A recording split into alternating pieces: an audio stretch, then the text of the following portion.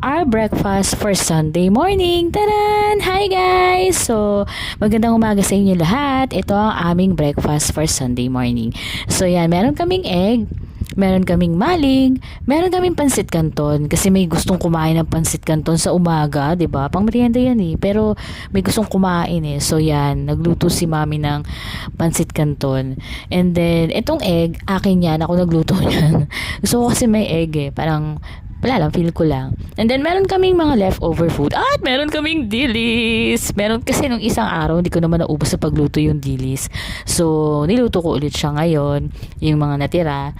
So, yun guys, kung meron kayo suggestion, comment nyo lang below. Follow me, guys. Pwede ako makatanggap na star. So, yan yung mga leftover food namin. Yung, ano ba yan? Yung barbecue.